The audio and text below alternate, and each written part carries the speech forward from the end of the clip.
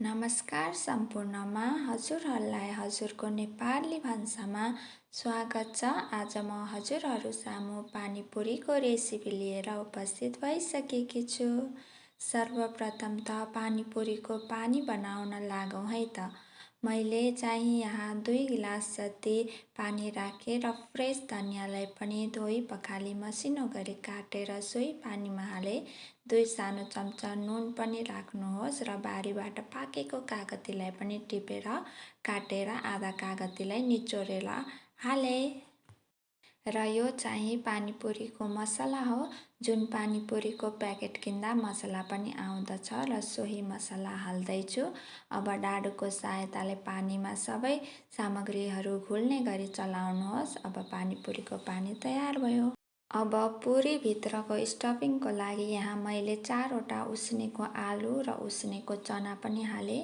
त्यसपछि भुटेको बदाम 1 प्याकेट र अब वाइवाई चाउचाउ 1 प्याकेट हाल्नुहोस् र त्यसमा आउने मसलालाई पनि हाल्नुहोस्। त्यसपछि भुटेको जिरा धनियाँको धुलोलाई पनि हाल्नुहोस्।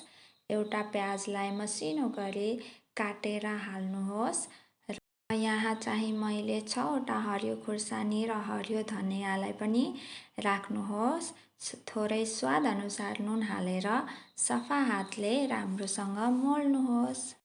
यहाँ चाहिँ मैले 1 प्याकेट पुरी खरिद गरेकी छु, ताकि कम समयमा नै पानीपुरी बनेर तयार होस् भनेर।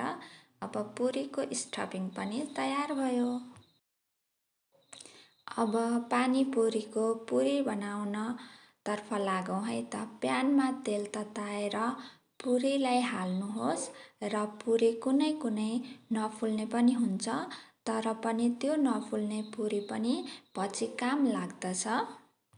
पुरी फुलाउँदा चाहिँ हजुरहरूले ध्यान दिनुपर्ने कुरा चाहिँ मिडियम हिटमा पुरीलाई तार्नु पर्दछ, नत्र भए हाई हिटमा पुरी छिट्टै तातिएर डढ्न सक्छ।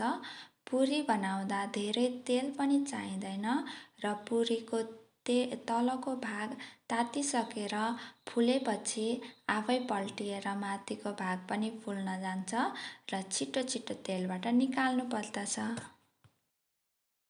अब हेर्नुहोस् त, पुरीभित्र हाल्ने स्टफिङ र पानी पनि रेडी भयो र त्यो अघि नैको नफुलेको पुरीलाई टुक्र्याएर सोही स्टफिङमा हाल्नुहोस्। अब पुरीलाई बुढी औँलाको सहायताले बीचमा फोडेर स्टफिङ हालेर पानी हालेर खानुहोस्। एकदम अमिलो पिरो ट्वाक्क परेको पानीपुरी तयार भयो। हजुरहरूलाई पनि पानीपुरीको क्रेभिङ भयो भने यसरी नै बनाएर खानुहोला। एकदम मिठो बन्नेछ र छिटो पनि बन्नेछ।